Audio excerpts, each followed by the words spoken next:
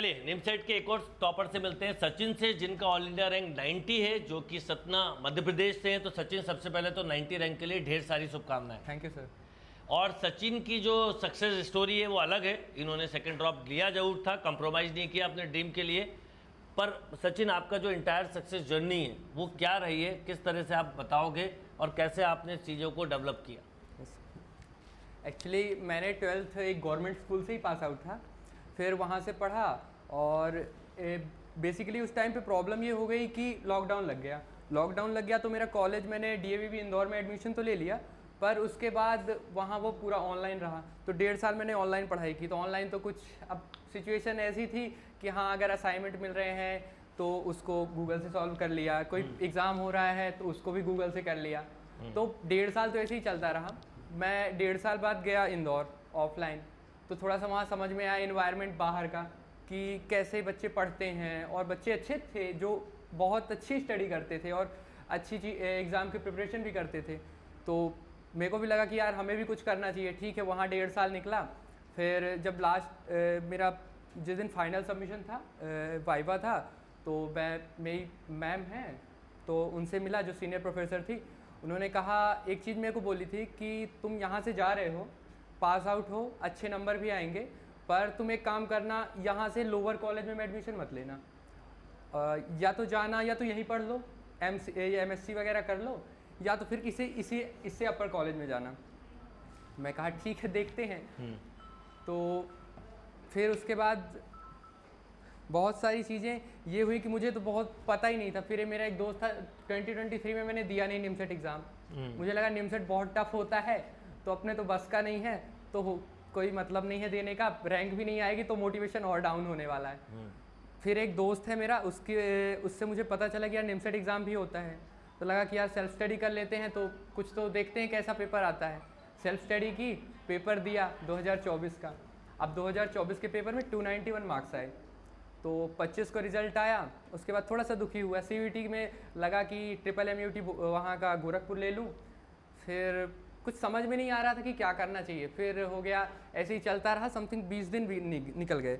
फिर मैंने, वो दोस्त मेरा आपसे कांटेक्ट में था, तो उसने बोला कि तुम एक काम करो, एक बार सर से बात करो, वो क्या कहते हैं, तो जो वो बोलेंगे वो तुम करना। तो वो डेट मुझे आज भी याद है। मैंने 18 जुलाई को शाम को 4 बजे सर को मैसेज किया था। सर का 7 बजे मेरे को कॉल आया, तो सर ने मेरे से 10 मिनट बात की थी। उनसे बात करने के बाद मुझे ऐसा फील हुआ कि अब तो इस बार तो निमसेट क्लियर होने वाला है, अब तो कर लूँगा मैं। पर ठीक है, तो सर ने बोला तुम एक काम करो, तुम कोचिंग ज्वाइन करो। मैंने पूछा था सर से कि सर सेल्फ स्टडी तो की थी, तो टेस्ट सीरीज ले लूँ, तो नहीं, सर ने बोला कि नहीं, एकदम से तुम एक काम करो, जितना हम बोल रहे हैं उतना करते जाओ, और पूरा फाइनल, वो क्या बोलते हैं उसको, पूरा कोर्स ले लो और पूरी स्टडी करो आराम से, बाकी जो होगा देखा जाएगा। और अगर मैं बेसिकली मेरे लिए सबसे अगर सीक्रेट जो है, तो सर की एक ही बात है, ब्लैंक पेज रिवीजन। क्योंकि मैंने अभी तक 12th भी पढ़ाई की, मतलब कहीं से भी की, तो टीचर तो मुझे अच्छे मिले हैं, पढ़ाया सबने अच्छा है, पर ये जो टेक्निक बताई ब्लैंक पेज रिवीजन की, तो ये आपने बताई सर, तो उसका क्रेडिट तो आपको ही जाता है, और ये जो रैंक आई उसका क्रेडिट भी पूरा ही आपको ही जाता है, क्योंकि ब्लैंक पेज रिवीजन ने सबसे ज़्यादा हेल्प करी। और फिर हो गया, निमसेट एग्ज़ाम दिया, पूरी पढ़ाई की, तो जब कभी स्ट्रेस आता था तो आपसे बात कर लेता था, या तो फिर अगर पेपर दिए, जैसे टेस्ट होते, जो फाइनल लास्ट में टेस्ट सीरीज चल रही थी, तो उसमें तो मार्क्स ऐसे आते थे, कभी 500 आ रहे हैं तो कभी जाके 400 आ गए, कभी 700 आ गए, फिर कभी 400 आ गए। तो जैसे 2 बजे से आपने बोला, तो बिल्कुल एग्जैक्ट टाइम पे आधे घंटे पहले बैठो, 1:30 बजे से, फिर उसके बाद टेस्ट दो। तो 1:30 बजे बैठ जाता था, दिमाग में उल्टे सीधे ख्याल चलते थे, आज का पेपर कैसा आएगा, आज का पेपर कैसा आएगा, कल का तो अच्छा गया था, हो सकता है आज का भी अच्छा आए। फिर टेस्ट पेपर दे दिए, अब उसके बाद मार्क्स आए। अब वेट रहता था कि अब 5वें सर का सेशन होगा, या तो यूट्यूब पे क्लास होगी, उस पर सर जैसा बोलेंगे कि पेपर का आज लेवल कैसा था। फिर हाँ, उसके बाद थोड़ा सा रिलीफ मिलता था कि हाँ, पेपर ही टफ था, इसलिए मार्क्स कम आए। फिर हो गया फाइनल, तो जिस दिन मतलब वो फॉर्म भरना था, उस बात की मैंने, तो सर से बोला, सर ने बोला कि यहीं का भोपाल का सेंटर ले लो। मैं 8 जून को पेपर देने भी आया था भोपाल, सर से मिला भी, पेपर देने के पहले मिला, बाहर ही खड़ा था गेट पे मैं याद। तो मिला सर से, काफ़ी सारी पूजा वगैरह भी हुई और चाय वगैरह भी हुई, सर का सेशन भी हुआ।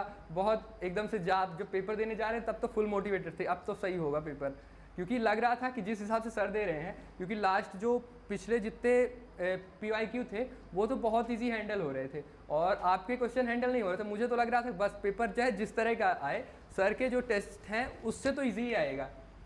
तो पहले तो ये सब ठीक था, फिर वहाँ गए और जब पेपर, तो एक्चुअली मेरे साथ प्रॉब्लम ये हो गई कि मैं लास्ट टाइम पे गया, बिल्कुल एट द एंड में पहुंचा था वहाँ पे, 5 मिनट बचे थे मेरे लिए शुरू होने में पेपर। तो उस टाइम पे मैं थोड़ा सा पैनिक हो गया था।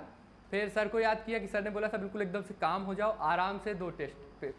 तो उसके बाद एकदम से रिलैक्स किया, पेपर स्टार्ट हुआ। स्टार्टिंग में तो सर की टेक्निक ही काम आई कि सर ने बोला था पहले जो स्कैनिंग राउंड है उसमें कर लो। स्कैनिंग राउंड में तो 14 क्वेश्चन हो गए। फिर उसके बाद प्रॉब्लम ये हो गई कि 14 क्वेश्चन के बाद एक क्वेश्चन मुझे मिल गया हाइट एंड डिस्टेंस का, उस पर मैं फंस गया। उसको मैंने 2 बार सॉल्व किया, तो वो क्वेश्चन ने मेरे को थोड़ा सा डिस्टर्ब किया। फिर सर को याद किया कि अभी सर से मिल के आए आधे घंटे पहले, गेट के बाहर भी सर से मिला था।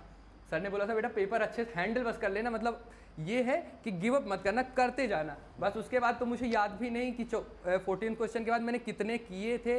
ये सर से मैंने आके बताया भी कि सर मुझे याद नहीं है कि मैंने 14 क्वेश्चन तो कंफर्म है कि 14 क्वेश्चन किए, पर उसके बाद मुझे ये याद नहीं कि 14 के बाद मैंने उसके बाद कितने किए। रीजनिंग तो थोड़ा ठीक चला गया, समथिंग 25 या 26 अटैम्प्ट थे रीजनिंग में। कंप्यूटर तो वीक था मेरा, पहले से ही कंप्यूटर तो पढ़ता ही नहीं था, तो कंप्यूटर में 10 अटैम्प्ट थे। तो सर से जब आया मैं शाम को, तो जब सेशन हुआ सर का, फिर उसके बाद बाहर बैठा था, सर खुद आए वहाँ कैबिन से अपने। तो क्योंकि मुझे उस दिन निकलना भी था, शाम को मेरी ट्रेन थी 10 बजे की। सर से मिला, सर बोले कि क्या हुआ बेटा, कैसा पेपर गया। मैं कहा सर लग तो नहीं रहा कि चांस किस बार होगा, पर सर बोले नहीं बेटा तुम अभी टेंशन मत लो, जब तक रिजल्ट नहीं आ जाता, आंसर की नहीं आ जाती, तब तक तुम कुछ भी डिसाइड मत करो कि क्या करना है। फिर बोले कि रुक जाओ, तुम यहीं रुक जाओ अभी जब तक टेस्ट वो नहीं आ जाती आंसर की। मैं कहा कि आंसर की तो मुझे आज तो निकलना पड़ेगा। बोले ठीक है निकलो, तुम एक काम करना, जिस दिन आंसर किया है उसके बाद तुरंत हमको मैसेज करना। मैं बोला ठीक है करते हैं। फिर आंसर की आई, 470 मार्क्स थे मेरे। तो मुझे लगा कि हाँ सर जैसे सेशन ले रहे थे कि हाँ 470 मार्क्स हैं तो अंडर 200 रैंक तो आ जाएगी, तो ठीक था। मेरे को लग रहा था बस इलाहाबाद मिल जाए, इलाहाबाद मेरे को जाना भी था। तो फिर जिस दिन रिज़ल्ट आया तो 1 बजे ऐसा हुआ कि मैं खाना खा रहा था और अचानक से उसका ऐप का मैसेज आया कि आपका रिज़ल्ट आ चुका है, अपनी रैंक शेयर करिए। मैंने सर को तुरंत मैसेज किया कि सर रिज़ल्ट आ गया क्या। सर ने तुरंत रिप्लाई किया हाँ बेटा आ गया, चेक करो।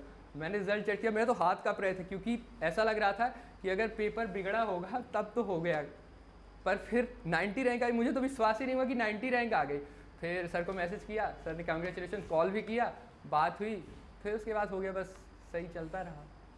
तो बिल्कुल सचिन आपने अपनी जो जर्नी बताई बिल्कुल सही बताया। अच्छा सचिन आपने क्योंकि सेकंड ड्रॉप लिया और पढ़ाई भी आपने सेकंड ईयर पूरी प्रॉपर ज्वाइन करके की, फर्स्ट ईयर में आपने सेल्फ स्टडी की, और कई बार क्या होता है सेल्फ स्टडी में हम कुछ बेसिक चीज़ों को नहीं समझ पाते, और इसलिए जैसे मैं अभी देख रहा हूँ कई बच्चे जो अभी ड्रॉपर बैच को ज्वाइन कर रहे हैं उसमें कई सारे बच्चे ऐसे हैं जो सेल्फ स्टडी करे थे, ऐसा नहीं कि उन्होंने कुछ गड़बड़ किया, पर उन्होंने उस लेवल की टेस्टिंग कंसेप्ट और कई क्वेश्चन सॉल्विंग टेक्निक कई सारी चीज़ें डेवलप नहीं की। वो एक कई बार वजह होती है। तो आप अपने जूनियर्स को क्या मैसेज देना चाहोगे कि वो किन बातों का ध्यान रखें और क्या क्या टेस्टिंग क्यों इम्पॉर्टेंट है, किस ढंग से पढ़ना चाहिए, ये सब चीज़ें क्यों इम्पॉर्टेंट है ये बताओ। क्योंकि लास्ट ईयर मैंने जब 24 में एग्ज़ाम दिया था, मुझे मैथ्स आ रही थी, पढ़ भी रहा था, बिकॉज मेरा नहीं हुआ इसलिए क्योंकि मैंने टेस्ट एक भी नहीं दिए थे। और इस बार मैंने ये जिस दिन से सर से बात हुई 18 जुलाई से, तो सर ने बोला था कि बेटा तुम तो स्मार्टफोन यूज़ करते हो पर एक काम स्मार्ट नहीं करते, तुम्हें आज तक नहीं मिला कि इम्पिटस गुरुकुल की कोई टेस्ट सीरीज़ है। मैं कहा सर नहीं मिला, अब ये बाई चांस या अनफॉर्चुनेटली नहीं मिला। सर बोले नहीं इस बार तुम एक भी टेस्ट मत छोड़ना। तो मैंने इस बार एक भी टेस्ट नहीं छोड़े, मतलब टेस्ट तो प्रॉपर दिए हैं, चाहे बन रहा हो, चाहे सिलेबस कंप्लीट हो, चाहे सिलेबस कंप्लीट ना हो, टेस्ट देता था और उनके एनालिसिस करता था। और जैसा आपने बताया था एनालिसिस सेम टू सेम वैसे ही करता था। पहले क्वेश्चन देख रहे हैं, फिर उसके बाद उस पर जो कॉन्सेप्ट याद आ रहे हैं उनको लिख रहे हैं कॉपी पे, फिर जो नहीं याद आ रहा उसको बुक से देख रहे हैं, और फिर उसके बाद आपकी क्लास एनालिसिस की क्लास तो बहुत हेल्प करती है क्योंकि उससे हमें अप्रोच मिलती थी कि कैसे हमें क्वेश्चन को सॉल्व करना। क्योंकि अब जो कुछ जेईई मेंस के क्वेश्चन होते हैं तो 3-3 मिनट वाले होते हैं, सर तो ऐसे बताते थे कि 3 मिनट का क्वेश्चन है, 2 मिनट में सॉल्व किया, 2 ऑप्शन रिजेक्ट इधर और एक ऑप्शन से इधर का सॉल्व हो गया। तो यही टेक्निक टेस्ट पेपर एनालिसिस से यही टेक्निक मिली, तो इससे ही सब पॉसिबल हो पाया। अच्छा सचिन, कई बार कुछ बच्चे ये भी करते हैं पढ़ाई भी करते हैं, सब कुछ क्लास भी ज्वाइन करते हैं। मैं इसलिए बोल रहा हूँ कई बच्चों ने ऐसी मिस्टेक की है, और जैसे आपने कोई टेस्ट नहीं छोड़ा, ये बात मान ली थी क्योंकि 1 साल के बाद आपको समझ में आ गया था। पर कई बच्चे सोचते हैं पहले पूरा सिलेबस कंप्लीट करें फिर टेस्ट दें, जो मुझे लगता है सही नहीं है। आप पढ़ते जाओ, टेस्ट देते जाओ। उस पर क्या कहना चाहोगे? क्योंकि आपने पूरा इंटायर टेस्ट दिया, उसका बेनिफिट आपको आज देखो। आपने सोचा था 200 रैंक आ जाएगी, पहले तो लग रहा था हो सकता ना भी हो, पर 90 अंक के अंदर रैंक आई। क्यों? क्योंकि टेस्ट बहुत दिए थे और पेपर के लेवल के हिसाब से नंबर अप डाउन होते हैं। आप 800 नंबर पेपर वाला था ही नहीं, तो 800 आने भी नहीं थे। तो क्या कहना चाहोगे? क्योंकि मेरा लास्ट ईयर इसीलिए नहीं हुआ था क्योंकि मैं भी यही सोचता था, जैसे सर आपने बोला कि पहले मैं सिलेबस कंप्लीट कर लेता हूँ फिर टेस्ट दूँगा, क्योंकि टेस्ट में जो आता है तो या तो हम जो पढ़े हैं उससे काफ़ी हाई लेवल आएगा, उतना तो आता नहीं। अगर उतना ही आ रहा है तो फिर टेस्ट का मतलब ही क्या? क्योंकि और अगर हम उससे कुछ गेन नहीं हो रहा हमें टेस्ट से, तो फिर उसका मतलब ही क्या? क्योंकि सर ऐसा बना रहे थे आप टेस्ट कि जो पढ़ा रहे हैं, जो क्वेश्चन डीपीटी में है वो तो टेस्ट में आएंगे नहीं, उनका एनालिसिस खुद करो या तो फिर दोबारा आपकी क्लास में देखो, तो वो नेक्स्ट टाइम अगर क्वेश्चन रिपीट हुआ या वैसा क्वेश्चन आया तो बनेगा। तो टेस्टिंग तो बहुत ज़रूरी है, क्योंकि बिना टेस्टिंग के तो हो ही नहीं सकता। टेस्ट पता ही नहीं चलता, अब रेस में तो हम अकेले दौड़ रहे हैं तो पता ही नहीं चलता कि हम कहाँ पे स्टैंड कर रहे हैं। बिल्कुल सही बात है। तो टेस्टिंग है तो सर उसी की वजह से ही पॉसिबल हुई रैंक, और पेपर हैंडल करना, और लास्ट टाइम के जो मार्क्स फ्लैक्चुएट होते थे उसके टेंशन की वजह से थोड़ा सा कि स्ट्रेस तो आया पेपर में, क्योंकि एक क्वेश्चन ने सब कुछ लगा था कि उस टाइम पे बिगाड़ देगा। फिर आपको याद किया कि बस लगे रहो, कुछ भी है बस करते रहो। अगर गिव अप किया तो नहीं होगा, अगर गिव अप नहीं किया तो चांस है कि हो जाए। तो बस गिव अप नहीं किया सर, लगे रहे आपकी बात मान के, तो बस। Very good. आज आपके साथ पापा हैं? हाँ, पापा सिस्टर, मैं चाहूँगा उनको भी बुलाओ आप। तो सबसे पहले तो आपको बहुत बहुत बधाई। सचिन की ऑल इंडिया रैंक 90 आई है और इसने बहुत मेहनत की। मेहनत तो इसने लास्ट ईयर भी की थी, पर क्या टेस्टिंग प्रॉपर नहीं हुई थी इसलिए ऐसा हुआ। नंबर कम नहीं थे लास्ट ईयर भी, पर इस साल इसने इतनी अच्छी रैंक लाई, इतना अच्छा मेहनत किया। तो क्या कहना चाहोगे आप? मैं सिर्फ यही कहना चाहूँगा कि ये सबसे पहले यानी कि आपका इसमें पूरा सहयोग है। ये 90 रैंक लाने के लिए इम्टस का बहुत बड़ा योगदान है। सबसे पहले तो ये काफ़ी हार्ड वर्क करता था घर में। हमने इसको पूरा यानी बोल दिया था कि आप का फुल सपोर्ट करेंगे, जहाँ भी पढ़ना चाहोगे वहाँ पढ़ाएंगे। ये हमारी इच्छा थी कि तुम यानी बेस्ट से बेस्ट अपना परफॉर्मेंस दो। जी यानी कि ये देवी अहिल्याबाई यूनिवर्सिटी से BSc CS किया था, तो वहाँ के बताया कि मेरी मैम बोली हैं कि यदि एडमिशन लेना MCA करना तो इससे उच्च संस्था से करना, अन्यथा ना करना। तो वही बात मेरे भी मन में ख्याल आता था कि यदि करे तो अच्छे ढंग से करे, नहीं तो फिर कोई। बिल्कुल सही बात है। DAV भी इज़ गुड कॉलेज, मतलब MP के बेस्ट कॉलेज में आता है वो। तो मतलब एक समय तो ऐसा था कि उधर एडमिशन ही मिलना मुश्किल था, तो आपकी मैडम ने बिल्कुल सही सलाह दी थी। उन्होंने आपको भले ही ये नहीं बोला क्या करना, पर उन्होंने एक चीज़ बोल दी थी, इससे ऊपर जाना है, और वो सच भी हो गया। तो आप उनको एक बार ज़रूर थैंक यू बोलना चाहते हैं। और सबसे पहले तो यानी आप लोगों का बहुत बहुत धन्यवाद, थैंक यू, जो कि इस रैंक के लाने में आप लोगों का बहुत ही सहयोग रहा सर। Thank you sir. एक बार बहुत बहुत आपको फिर से बधाई सचिन के रैंक के लिए। Thank you, congratulation.